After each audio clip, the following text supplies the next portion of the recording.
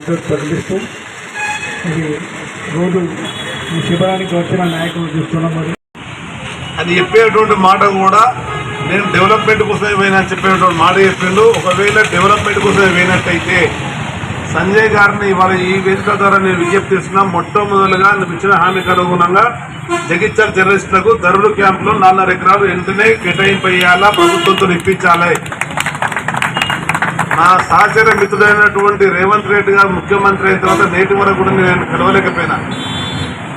కానీ ఇవాళ మాత్రం నేను అందరి ముందు చెప్పేది మీ కొరకు అటు సంజయ్ గారితో కానీ జీవన్ రెడ్డి గారితో కానీ కలుస్తామంటే రేవంత్ రెడ్డి గారికి కలవడానికి కూడా నేను ముందు ఉంటానని చెప్పని. ఎందుకంటే మీతో కలిసి పైస అనుభవం ఉంది.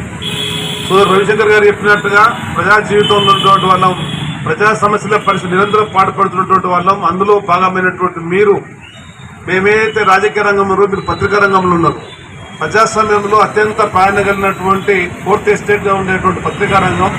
ఆ పత్రికా రంగానికి ఎందుకంటే మీరు ప్రజల సమస్యలు తీసుకెళ్ళి నిరంతరం వాస్తవంగా ఈ దేశంలో ఏ విధంగా అయితే సైనికులు కానీ పోలీసులు కానీ నిరంతరం అప్రమత్తంగా ఉన్నానో పోటీతత్వంలో కూడా మీరు కూడా నిరంతరం అప్రమత్తం ఉండేటువంటి జాబ్ మీది. అర్ధరాత్రి అపరాత్రి అయినా అది ప్రమాదమే కానీ దుర్ఘటనే కానీ సంఘటనే కానీ ఏదైనా అయితే వెనువెంటనే ఆ వార్తను సేకరించాలా, బయట సమాజానికి తెలియజేయాలా, ప్రభుత్వం తీసుకెళ్లాలా, ప్రభుత్వం తీసుకెళ్లి ఆ సమస్య పరిష్కారం కొరకు మీరు దోహదపడేటువంటి వాళ్ళు. ఇక్కడ తెలిసిన వరకు కొందరు సోదరులు ప్రాణులు కోల్పోయేటువంటి పరిస్థితి ఉంది. వరదలల్లా ప్రాణులు కూడా కోల్పోయేటువంటి పరిస్థితి. అదేవిధంగా లక్ష్మణ్ ఒక చిన్నారి బాబుకు అన్యాయం జరిగితే ఆయన షూట్ చేసినందుకు అనుగుణంగా సీఏకు సస్పెండ్ అయ్యేటువంటి పరిస్థితి. ఇక్కడ ఉండేటువంటి వాళ్ళు నిజాయితీగా నిష్కలంకమైనటువంటి వాళ్ళు.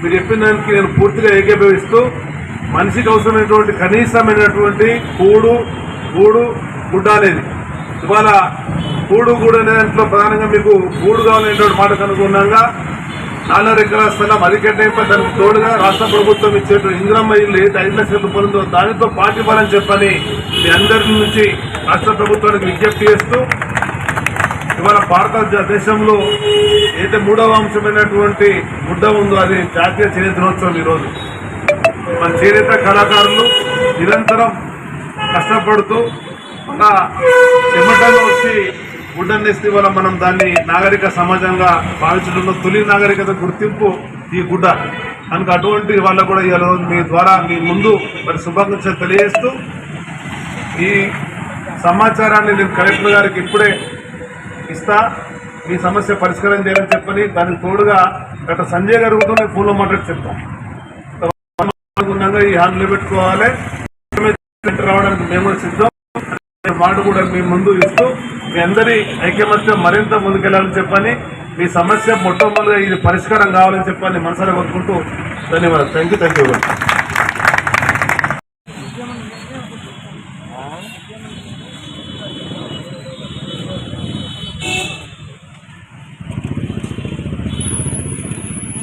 రాము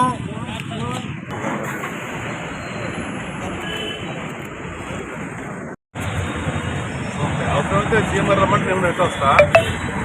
ఎందుకంటే ఇవాళ కలెక్టర్ గారికి సీఎం గారు